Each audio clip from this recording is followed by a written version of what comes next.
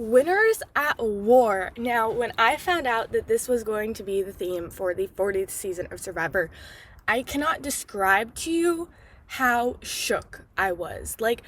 This has been the season we have been asking for as fans since Survivor started. We've been wanting to see an all-winner season because the dynamic of having a winner in a returning player season is already super interesting because they have a huge threat from being a winner, but they know how to play the game, so they have a better chance at winning again, kind of thing. And so we've just been asking to throw a bunch of winners together forever now. And the fact that it happened, I can't. I literally can't. I was so freaking out. The cast was so amazing. And I just need to pause here and say, if you don't know what Survivor is, I don't know where you've been living, because even if you're not a fan of the show, I think the whole entire world knows what this show is. I mean, it's been on for 20 years. It's older than me. It's one of my favorite shows. And so I'm not even going to take the time to actually I will. I'll give a little synopsis. Basically, every season of Survivor, they take 20 people, strand them on an island, and then they have to play immunity challenges to win immunity. And if you don't win immunity, you go to tribal council and you vote somebody off the island. And after a certain point in the game, the people that you vote off become the jury. So the final three people have to get votes from the people they voted out to vote for them to win. It's a really cool social experiment, and it's amazing, and I love the show. So you guys need to watch it. There's so many good seasons. Go watch it. Now, I haven't been super happy with how this season has gone because I had such great expectations, and what ended up actually happening was not my favorite thing. Probably because I'm a huge old school Survivor fan. I need to buy Ethan's old school Survivor t-shirt because that is me. I love old school players. But I need to stop before I spoil anything for you guys. So go watch it if you haven't seen it. Winners at War, the 40th season. It is insane. Books, TV, music, and movies. All things that make a big impact on everyone. I'm constantly gushing about my latest read to anyone who will listen, so I figured I'd turn my rambling into something coherent that people will actually listen to, which means no tuning out halfway through. I'm Maya Ghosh, and this is my take.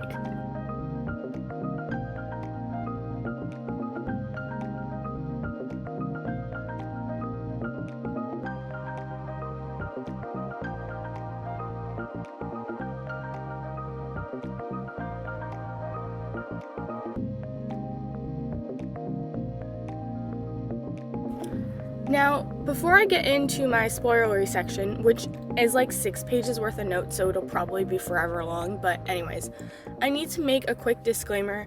When I talk about the cast members and stuff, I recognize that, right? When I'm talking about something fictional, it's really easy for me to throw around, I hate them, they need to go away, why are they there? Because they're fictional characters, and I recognize that everybody on Survivor is a real person, they have a real life, they are who they are. But I also recognize that there's a difference between somebody's real personality and somebody's way they play Survivor. I mean, even I was watching the Ponderosa episodes, which for those of you who don't know, Ponderosa is where the jury basically goes to live after they're voted off, but while they still have to be a part of Survivor. And even in watching the Ponderosa episodes, my attitudes on some of the people were changing because I saw them as people and not as how they're playing Survivor. And I was like, oh, I actually think you're a really great person. So when I talk about, people I don't like versus people I like or my favorites, I'm talking about how they play the game and what they do on the island. I'm not trying to talk about anybody's character. I'm not saying anybody's a bad person. I'm not saying any of that, right? I'm saying I don't like their island persona. I don't like how they played Survivor, not I don't like them as a person. I want to make that very clear because I know it's really hard to talk about real people, and sometimes that gets lost because you think that, oh, they're on TV, so they're fictional, or they can take it and we can say whatever shit we want to say about them. But I recognize that that's not fair, and it's not fair for me to not say this and not be like, look, I understand there's a difference. I'm not trying to be mean. I'm not trying to be hurtful. I'm not trying to tear down anybody's character. I'm solely looking at how they play the game, what they did on the island, and how that came across. I'm not trying to talk about people's real life character or real persona or how I think they are. Like, I could even think they're a great person on the island and hate their strategy. So I'm not trying to cut anybody down or spread any kind of hate at all. I'm just solely trying to talk about what I see watching this show. So now with that out of the way, I am going to do a cast assessment. And I'm going to do two different kind of cast assessments. The first is this one, which I'm going to look at how I thought of the cast before I saw the season. So this is basically when they released, we're doing Winners at War, and here's, our list of 20 people who are coming back. This is how I thought of them just based on looking at a name on a list and what I knew about them prior to the 40th season. I'm going to start with dislikes and move through the people I like. My two strongest dislikes were Sophie and Adam. Sophie, just because she beat Aussie in the final of South Pacific, and South Pacific is my favorite Survivor season ever. Probably because it's the first one I watched, and I think the first Survivor season you watch always holds a special place in your heart. But I love Aussie. He's one of my favorite survivors ever. So the fact that she beat him in that final, and the fact that she won when everybody knew that had Aussie won the puzzle, he would have won the game. That's just why I don't like her. I, again, don't think she's a bad person. I just think that from her first season, and I'll talk about this a little bit, but her first season did not allow her to have any strategy because of the way South Pacific played out, and the fact that it was just two very strong tribal alliances that weren't crossing each other, and there was no intermixing or mingling or anything. So she didn't have a really strategic gameplay in the first season, and the fact that she beat Aussie in the puzzle just made me not a huge fan of Sophie's. My second, least favorite would be Adam. This is not in a ranking either. I'm not saying, Sophie's the worst, then Adam. I'm saying, of my two, least favorites, there's Sophie and Adam, and they're on, the same playing field. I don't know why, I just didn't like Adam in his first season. He played in Millennials versus Gen X, and he honestly was kind of he was not the main focus of that season. The main focus of that season was the Zeke versus David battle. So I wasn't a huge fan of Adam. I don't know. Something about him and the way he played in his first season rubbed me the wrong way. So I don't like Adam.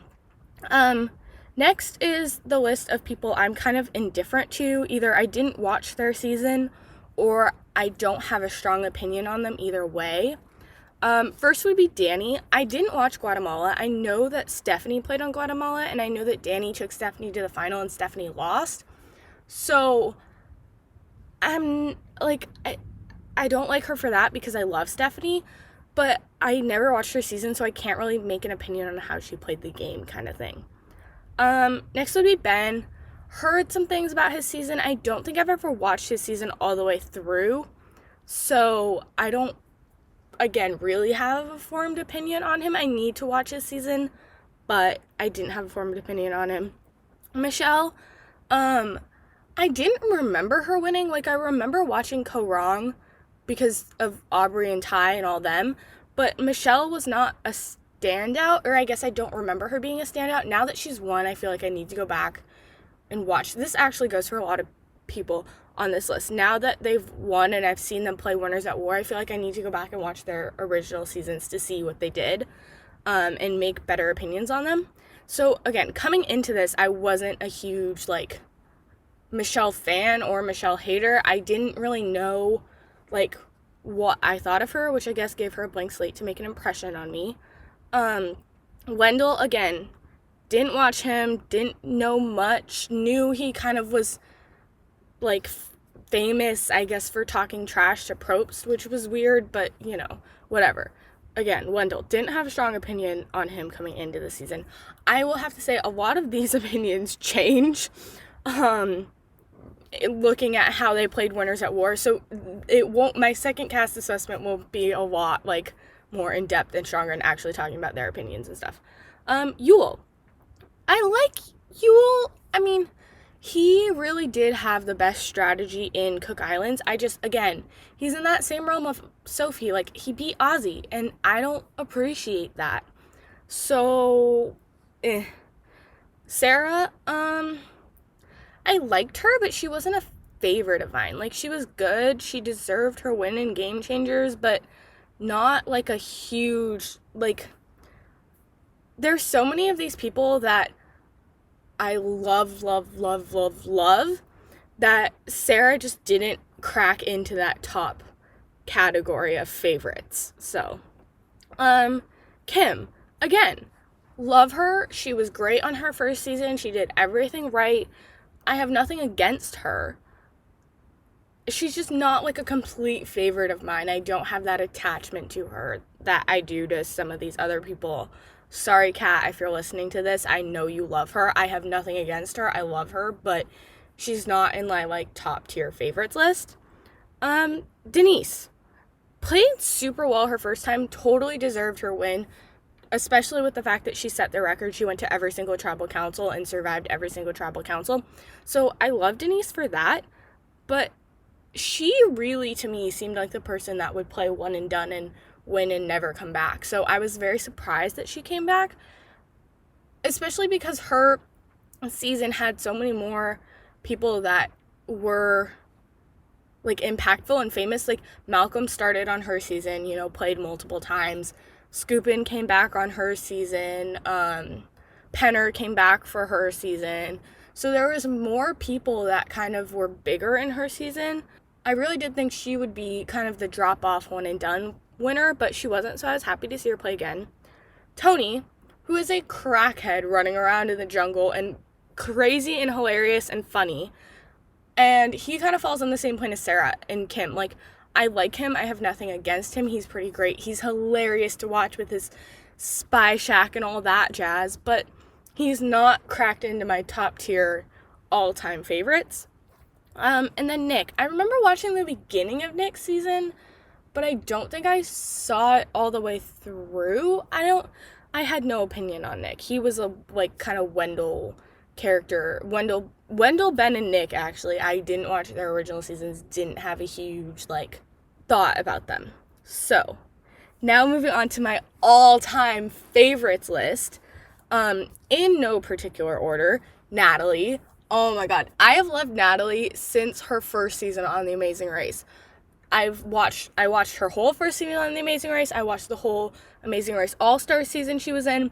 I rooted for her like hell in Survivor San Juan del Sur and was so happy when she won. Oh my god, she so deserved that. She played the best game on San Juan del Sur. And so now watching her play in Winners at War, I was so happy to see her back. I love her. Tyson is another crackhead character. I love him. I've seen every season he's played in, and he totally, again, deserved his win in Blood versus Water. I love him. I love his antics. I love the way he talks in the interviews he gives, and he's so funny, and he masks that really well because he's a really strong strategic player, but you don't think Tyson would be a really strong strategic player because of how hilarious and crackheady he is. And because, you know, in Heroes vs. Villains, he did flip and get himself voted out, but it's fine. It's fine. We love Tyson.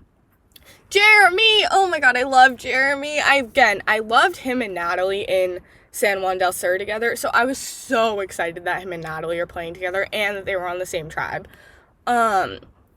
He's just so funny and so good, and I love him, and he is the greatest. I love him. Sandra, obviously, the queen. How do you not love Sandra? Like, I understand there is some controversy that I have actually, like, participated in about how good of a strategic player she is, how, you know, did she deserve to win Heroes versus Villains, and all that stuff. But you can't not love Sandra. First of all, she's funny. Second of all, she's the queen. You have to love her. She's great. It's great. Amber and Rob! Oh my god, I love them as a couple. I don't think any Survivor fan can hate Amber and Rob, first of all. Watching them fall in love on All Stars, and then the fact that Rob proposed, like, I love them. And I never thought I would get to see Amber play again, because All Stars was the 8th season, right? So I might have been just born when it was happening, you know. I didn't get to see them play live. Obviously, I've watched All Stars since then. But Amber was the type of person I was like, I'm never actually in my lifetime going to get to, like, witness her play on a, like, week to week, watching it live basis. So the fact that she did, and I have now witnessed that, was amazing. I love them. I love that they went out together, even though, you know, it's a huge target on their backs to go out with each other. It still is just amazing, and I loved them, and I was so happy. And their kids are the most adorable kids on the entire planet. Like, I love them. I love them. And obviously, Boston Rob's, like, a trailblazer for how to play the game and how to be strategic, and he's appeared more times than anybody, and he's played more times than anybody. He's played 5 times. I don't know. He said in the finale he played 188 days. I don't know if that's the record. I want to say it's the record because, I mean, he played a lot. Like, he played 5 times. Nobody else has played 5 times. So it would be close with the people that have played 4 times with, like, how many days. Because if you played 4 times but you made it to the end twice, it might be close, you know. But still, 188 days is insane. And I love him. Speaking of people I love, Parvati! She gets such a bad rap for just being the flirt and doing nothing and having no strategy, but I love her, and she does have strategy, and she's amazing, and she's just, I love her, and she's such a strong woman and does so much, and yes, she is mostly responsible for voting Ozzy out in Micronesia, and I don't really forgive her for that, but I love her. So I was super happy to see her play again. Also, a lot of these favorites lists, actually, okay, wait. My last favorite on this list is Ethan, who, if I'm being honest, I don't know why, but I thought he had, like, passed away. Like, I had heard he had been battling cancer, and I guess I never looked into it fully, but very happy he's alive, very happy he beat cancer, and very happy that he got to come back. Like, Ethan's story is so pure, and the fact that he's coming back just to love Survivor, and because he loves Survivor, and because he is alive to come back, like, I love Ethan for that. Now, what I was saying before, all of these people on my favorites list, like, were people I never thought I'd get to see play again, you know? They're, like, the people that I can only see in seasons past, you know? Especially, like, maybe not Natalie and Jeremy, because they're more new school, like, out of the people on this list, but they still, you know, Natalie won her season and didn't come back, and Jeremy won Second Chance and had said in interviews after Second Chance, like, he wasn't coming back. So all of these people were people that I was like, I'm never going to get to see play again. And so the fact that they did get to play again, and the fact that I got to see it was so beautiful. And I love them. I'm so happy they played. And it was such a nice bookend for so many people's Survivor stories, because even though, you know, like, take Parvati for an example. She played 3 times in Cook Islands, Micronesia, or Heroes vs. Villains, right? And we all thought Heroes vs. Villains, you know, that was her 3rd time playing. She's done. That was kind of the number for most people. Before Rupert came back for Blood vs. Water, the original, the number was 4. Or no, actually before Rob came back for Redemption Island, because that was his 4th time. But, you know, the number was typically 3. That was, you know, you played 3 times, you were done. And so, and Parv had gone out, you know, her 2nd season she won, her 3rd season she got to the end.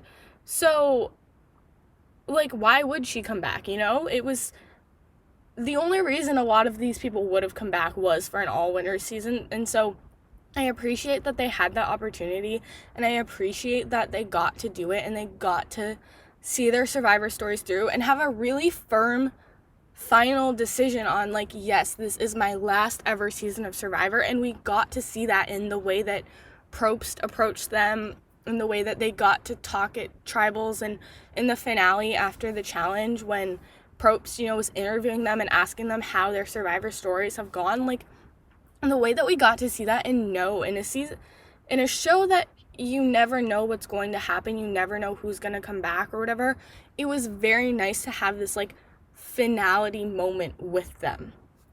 So, even though I bled into a little bit of talking about the final episode. That was all of my initial cast opinions. Now, looking at how my cast opinions changed in watching the season, Adam and Sophie I still don't really like. Adam, because he tried to play both sides in his pre-merge tribe and was getting everybody in trouble, and I just, no. And Sophie, I appreciated for having better gameplay. Like, she was allowed to play a more strategic game this time, so I saw growth, but I still just don't like her. And when she got blindsided with an idol in her pocket, it was a glorious moment to me. I was so happy. Obviously I still love everybody on my favorites list. Like, I'm never not gonna love them. They're amazing and beautiful and great. And like, basically, I was watching the season for everybody who was on the edge of extinction pre-merge, because those were where all of my favorites were. But, not salty about it at all. Ben, now getting into kind of all of the people who I was indifferent to before, talking about what I saw in them through the season. Starting with Ben, I didn't like him. He was really annoying.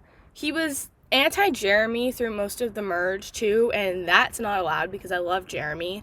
He didn't seem to want to talk strategy with anybody but the people that he liked. Like, he wouldn't even entertain a conversation with a Jeremy or somebody who was like outside of his alliance. He just kind of shut down to them, which was a little bit annoying to see, because it's like, you need to think for yourself in the game, and if you're literally blindly following an alliance, like, that's not fair, and that's not cool. And especially in an all-winner season, like, I understand he had come into this game kind of wanting to redeem himself and wanting to change and wanting to be different from the first time he played, and so maybe for him that did have to mean he was going to stay loyal to his alliance and form friendships and not entertain conversations with other people. It just didn't rub me the right way. I didn't like it. He wasn't one of my favorites. And a season where I have so many favorites, like, there's no love lost that Ben did not become one of my favorites, Michelle. I go back and forth on my opinions on Michelle, because she tried to save Wendell when her and Wendell ended up on the same tribe, which was like, why would you try to save him if you always talk about how you can't trust him and stuff? Like, it was just, seeing them on the same tribe was a really weird dynamic, and I didn't like that she was trying to align with Wendell. But she wasn't like the worst player. There's obviously people who I disliked a lot more than her. She, like, obviously did good because she made it to the end, and she won 2 immunities when she needed to and came in clutch. And, like, she worked with Natalie when Natalie got back in from the edge, which I will talk about in much more depth later. I can't get into that now. That's a huge rant. So, like, I was happy Michelle made it to Final 3, because out of the people that were in Final 6, I needed Michelle and Natalie to make it to Final 3. So I was, like, happy that she made it to Final 3, but she wasn't, again, didn't become, like, one of my favorites. She was good, I liked her, but she wasn't, like, great, I guess. I don't know. Wendell. Not a huge fan. Talks too much shit to Probst. Like, don't. You're pissing everybody on your tribe off when you do that. Also, he didn't want to work with Jeremy, even though Jeremy really wanted to work with him, and, like, you could cut Jeremy loose closer to the end. Why don't you work with him? Like, I really wanted them. I didn't want them to work together, but I wanted him to work with Jeremy because I didn't want Jeremy to be getting played, was my thing. And, he was against Parvati when they ended up on the same pre-merge tribe. So, just not a huge fan of Wendell.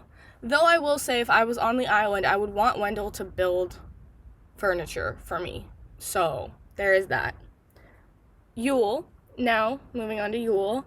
I liked him more this season. I latched onto him a little more because he was old school, and so I would have been okay had he, like, made it pretty far and done really well to represent old school. So I latched onto him a little bit more, especially as my old school faves were getting picked off one by one by one. So, yeah, I mean, he wasn't great. Like, he didn't do anything great this season. He didn't do anything weird, like, not weird, but he didn't do anything great. He didn't do anything stupid. He was just there, and he was nice to see there. And so, yeah, that's all I have to say about Yul. Sarah was fine. I disliked her a little more because she aligned with Sophie.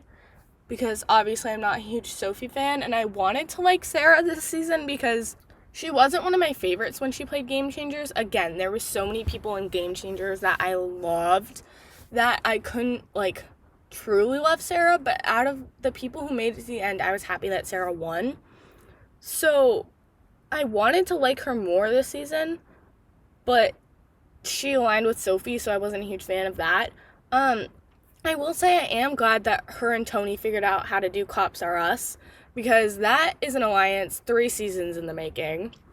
And, like, looking at the finale episode, when she really thought that, like, Natalie was gonna tell her that she had an idol if she came back in, I was like, oh girl, why?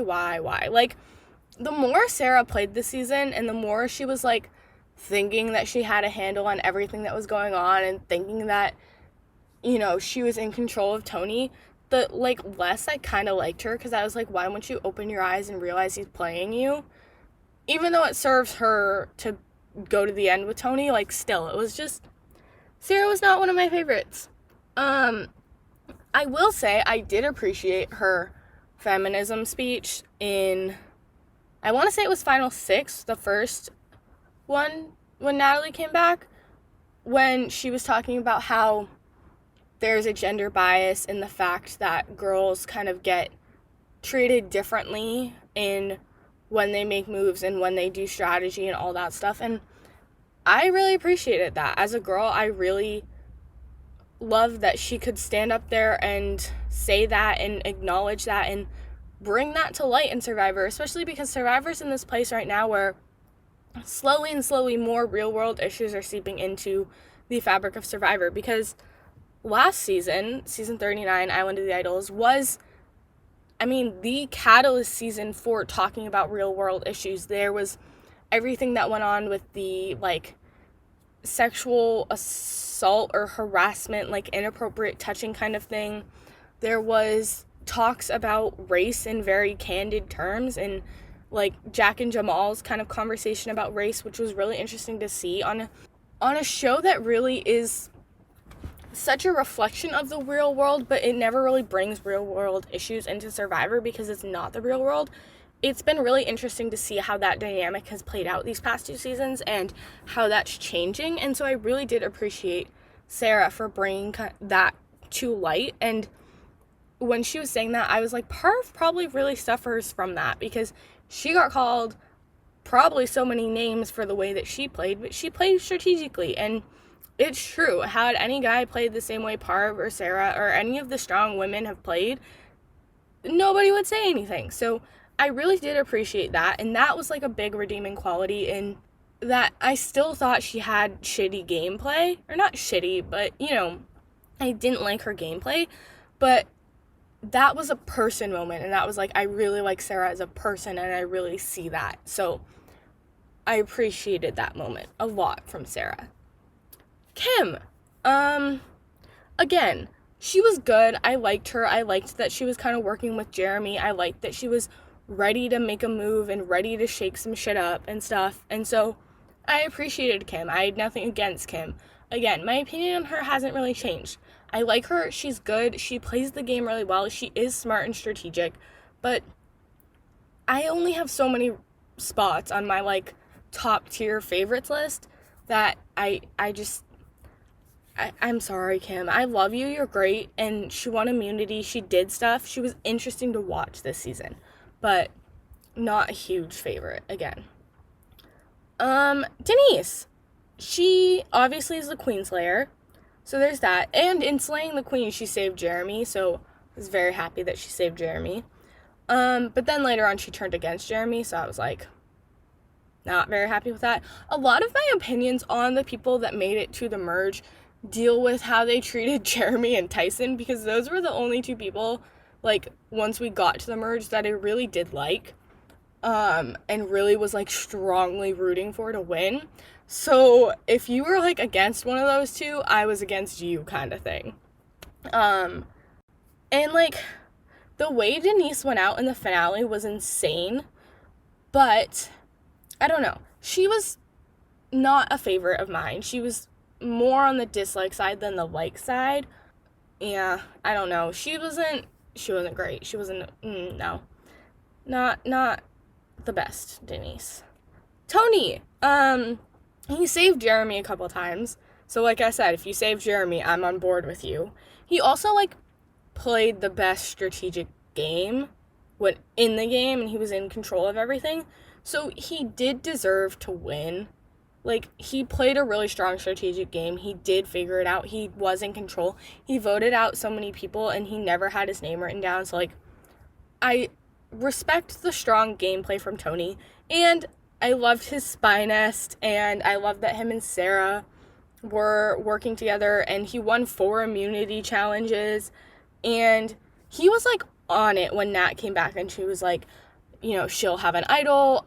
Why don't we split votes? I don't want to have to, you know, have this happen and flush her idol and all that stuff. Like, he was on it the whole time he played this game. He did deserve to win. I'll talk about the finale more, like, later, but, like, he was good. I appreciated him. I liked him. He's super funny. So, yeah. Now moving on to, like, the season as a whole. I'm splitting this up into, I'm talking about, like, the season, and then the fire tokens and the family visit, and then I'll talk about the finale, like, as my last kind of point. So, in looking at the season, obviously I hated that all of the old schoolers got voted out first, because they're all, like, my top tier favorites, and I really wanted them to, like, rule the season and be like, y'all thought you new school could come in and take our legacy from us, but you can't. But that didn't happen. Natalie is my Edge of Extinction queen, though. I love her. The fact that she did so much to influence the game with all of the advantages she sent into the game, and the fact that she had 14 fire tokens at the end, enough to buy 3 advantages, an idol for herself and an idol for Tyson, which probably secured her jury vote from Tyson, which was insane. I love her. She was great. Speaking of the Edge, the firewood challenge with Ethan and the fact that he, like, almost couldn't finish it, but then he did, was so good. Oh my god, I loved, every time there was something going on in the Edge, I loved it, because everybody on the Edge I loved. Like, obviously not post-merge when, you know, Wendell and Nick and all of them started showing up to the Edge, but, like, all of my favorites when they were on the Edge and they were doing stuff, and, like, it just, I loved it. And the fact that Rob found 3 of the 4 fire tokens in that one challenge, and the way they edited that was so funny, to think that nobody found them, and then Rob, like, you see Rob running around finding all of them, was great. Also, Rob and the coconut challenge was so sad, and the fact that he kept going even though he cracked his elbow open, and just, like, that whole edit, and then when Tyson and Amber were talking about him, because they obviously know him in real life and know who he is and know, like, a lot about him and why he was continuing, like, that was kind of a sad moment. Obviously Rob and Amber playing together was amazing. I touched on that earlier. I loved that Rob and Parvati finally made an alliance, and they finally were working together, and we finally got that old school, like, we're gonna do this type thing, because I love them, and they couldn't align with anybody else. Like, I wish the alliance on the original Cele was Rob, Parvati, Ethan, Jeremy, Natalie. Like, I wish that alliance ran the game. However, they didn't. So, you know. In the beginning, Yul was not my favorite for insinuating that there was going to be a poker alliance, because that was why Amber got voted off, Tyson got voted off. Like, you know, I didn't like that, because a lot of people that I liked were in that poker alliance, so I didn't like that. But, I mean, looking back at the season as a whole, like, Yul was not terrible, and I would have loved that Poker Alliance to have been a reality because I loved everybody who played in that poker game. But, didn't happen. So, it's fine. Adam, trying to play part of Jeff Probst's voting podium as an idol was just... I had to stop myself and, there was so much secondhand embarrassment for him in that moment. I couldn't. Poor Adam. And then, like I said earlier, Sophie getting blindsided with an idol in her pocket was great. The tribals this season were insane. There's been some seasons with insane tribals, and this is up there. The way they just, always were talking, and it wasn't like this was on a consistent basis. Things were shaking up at tribal and people were talking. And then that one episode where Sarah was like, hey, why don't us Alliance of Six go over there and make a decision?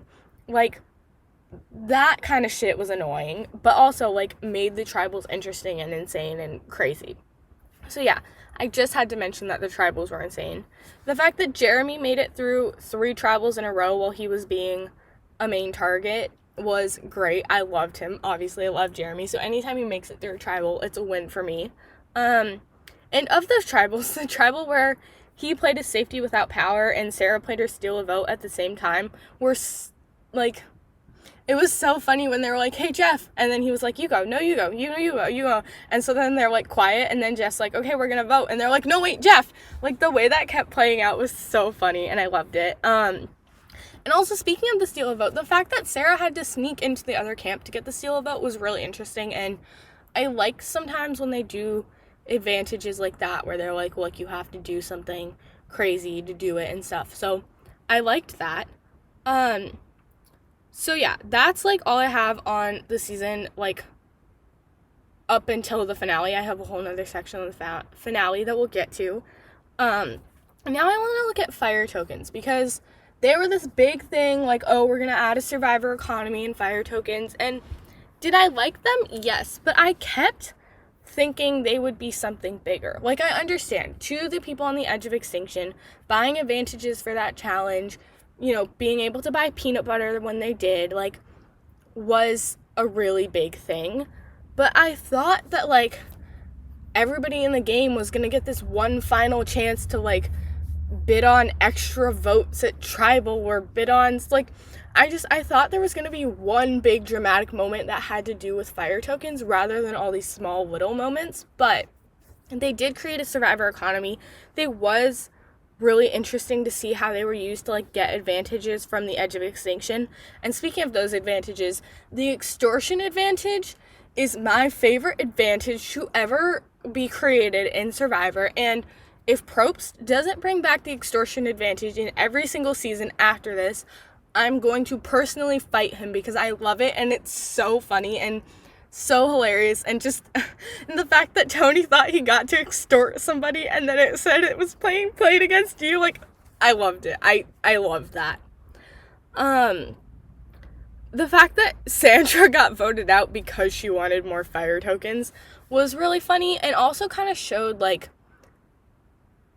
the way Sandra latched onto them was kind of what I was latching onto. I thought they were going to be this huge ass thing and not just something that was influencing the game, definitely, because all those advantages influence the game, but influencing the game minor ways on this down low kind of thing. I did wish that, when Wendell was like, hey, Parv, will you, give me a fire token to vote with you? I wish that would have been the case. And I wish that, something like that would have happened and people would think to use them to barter votes or buy votes or whatever, because I think that would be really interesting. But I think that if they continue the fire tokens, that will be something that happens, and that now people who have seen fire tokens been played out in season 40 will actually, use fire tokens in more creative ways. And I think that looking at the Edge and how the Edge used fire tokens and that was their main goal, was to get fire tokens, I think that I really liked the way that the Edge could sell advantages into the game and then get fire tokens, and they use the fire tokens for their challenge. But I think a really interesting dynamic would be to see if we put the whole fire token advantage system on Exile Island, because Exile Island would be a really more interesting dynamic because those players are still in the game. So they can buy advantages for themselves. They can, what if they want to take the risk of, they know one of their adversaries has a huge amount of fire tokens, so they sell them an advantage hoping to get all of their fire tokens. Even though you just gave your enemy an advantage, you got their fire tokens. Like, that would be a really interesting dynamic to see how they would work it out if they were on Exile, and not like just if those advantages had to be sold into the game. So I think that would be a really interesting thing to see. And obviously, I don't know if CBS is ever going to listen to this, but if anybody from CBS listens to this, put the fire token advantage system from the Edge of Extinction onto Exile and let us see how that works, because I think that would be really, really cool. Now, the family visit. Like, this was the family visit to end all family visits, because they brought the kids. Not only did they bring the wife or the husband or whatever, they brought the kids. And they brought family to everybody who was on the edge, too, which was just, the cuteness overload of all of the kids. Robin Amber's kids, who I love, Parvati's daughter, all of Jeremy's, 10 kids that came out, Tyson's kids, just all of the kids. I loved the family visit. It was so pure and so nice, and the fact that they didn't have to play the challenge, and everybody went back to camp, and they spent, the whole day there. It was so good and so pure, and I think what we needed in this season, and a season that's been so crazy and unpredictable, and also a season that's been so talked about, right? We're all talking about this winter season and what it's going to be, and the fact that they did something over the top and extravagant with something like the family visit was just, it was beautiful, and I loved it.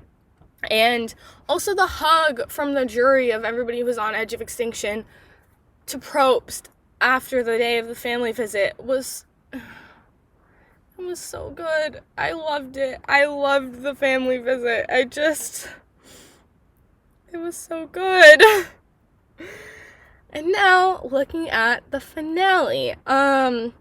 First off, can I pay the Survivor Art team to send me a mini tribal council for dummies to put together in my backyard like they did for Probst? Because I will buy that. I will give you all of my money for that. That would be a dream come true. And then the fact that Natalie got back in from the Edge of Extinction. I was so happy, because in the challenge, I was down for a lot of people to get back in from the Edge of Extinction. But during the way the challenge split out, the fact that it came down to her and Wendell, I was like, oh my god, it cannot be Wendell. It has to be Natalie. Natalie needs to win her way back in. It has to be Natalie. So the fact that Natalie did it, I was so proud of her.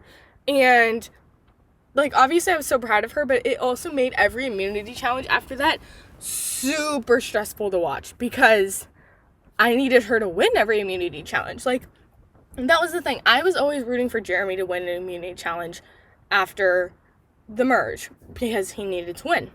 And then, when he went out, I was in this weird place of, I don't have to stress about who's going to win the immunity challenge, because I don't really care about who stays in the game anymore. I really did get to that point where I was I don't really care. But then Natalie came back in, and obviously I cared again. And so I wasn't used to having that stress. It was a lot, especially because everything happened in one 3-hour finale episode. I was freaking out, man. It was a lot. And then, I talked about earlier, how Probst interviewed everybody on the Edge of Extinction after the final immunity challenge, and he talked to all the old school players about how this is going to be the end of their Survivor career, was incredible. And I love that they got that bookend moment to finally wrap up their story and leave it where it was. It was just beautiful. And speaking of beautiful moments, the fact that they had the cast, do an audio recording of how Survivor changed their lives was so incredible, and I loved it. And then the fact that even though Natalie didn't win the first immunity challenge back, Michelle won that challenge was great, because, Michelle and Natalie were working together, and I love that. And then there being no votes at the tribal council at Final Six was incredible. For the second time in Survivor history, there were no votes, which was insane. And obviously, it wasn't as stressful as the time in Second Chance when there was no votes, because that time, like, they were really deadlocked and tied and all that kind of stuff. This time, it was like, you know, they made a decision. Did I low-key want to see Denise and Sarah make fire? Yes. However, I was okay with Denise going out. And then Natalie getting the idol the next day, even though Tony went out at night and spent the whole night searching for it, but Natalie woke up and was like, ha, you bitch thought you weren't gonna, you know, I love that. Then Ben, oh my god, when Ben was like, he was like, hey Sarah, I'll let you vote me out because you gave that whole speech on feminism and you need to build up a resume and stuff. And I was like, I was really sad for Ben, but I knew that Sarah had to do it. Like, that was her only way to build up a big enough resume to go to the end and win. So I was happy that she did it too, because I wanted Ben out of the game. So that was definitely interesting. And then the final immunity challenge was so stressful for me to watch. Oh my god. Tony being first out was amazing, because Tony needed to make fire. Then Sarah being out was great, because I knew Michelle and Natalie would both take each other. Like, Michelle was not going to take Tony or Sarah. It wasn't going to happen. And then when she won, I, like, legitimately started kind of bawling. Like, there were sobs, not just tears, like sobs, because it was very reminiscent to me of my first time watching Survivor when I watched South Pacific with Ozzy, because he did a similar thing. He was on redemption for the whole time since the merge. He won his way all through redemption back into the game. He won the first immunity challenge, and then he couldn't win the second immunity challenge. And so that was, like, really heartbreaking and crushing when he couldn't win that second immunity challenge to get himself back in. And so the fact that Natalie did it and won and got herself to the final, like, just to finally see somebody who I love so much getting to do that was, I don't even know what happened. I just lost it and started sobbing of joy. My mom was, like, really concerned sitting next to me. She's like, are you okay? I was like, yeah, I know. I can't. It just, like, it was a lot of emotions.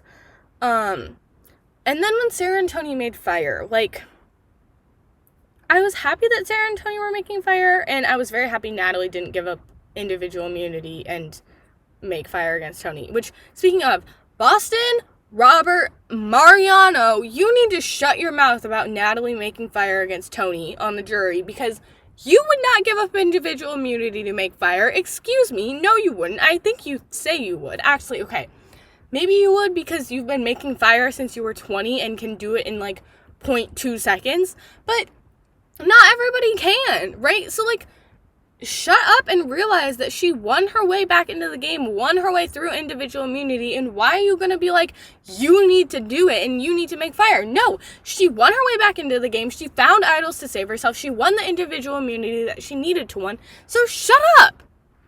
Anyways, that was the one time I was like, Rob, you are walking on a thin ice, because you need to shut up. I love Natalie, and as much as I love you, you need to respect her gameplay. So that was, like, a very big, I was very mad at Rob for that. And, like, he was tearing her apart low-key on the jury, too. I was not a huge fan of that. Rob, no. Rob on the jury was not, like, no. And then, you know, Rob didn't vote for her, and, like, Natalie lost.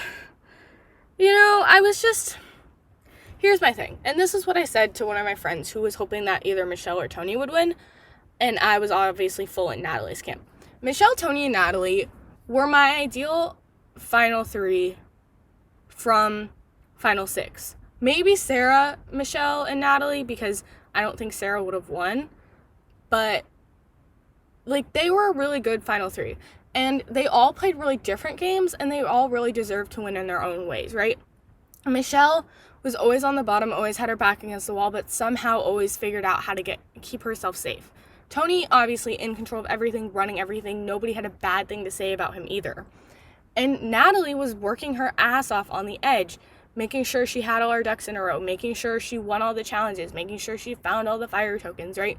So they all played really different games, but they all really deserved to win in their own ways. And had they not been in the final three with each other, like, had you taken their performances and put them in each separate seasons of Survivor, they all would have won hands down.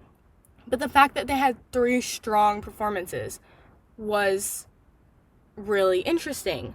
And they all deserve to win in their own ways. I just, like I said before, have loved Natalie since her first season of The Amazing Race and have followed her Survivor career and loved her, and like, I was firmly in Natalie's camp, and I really did think that because she won her way back into the game, because she influenced the game so much with her Edge of Extinction, that they were going to see that and they were going to vote for her.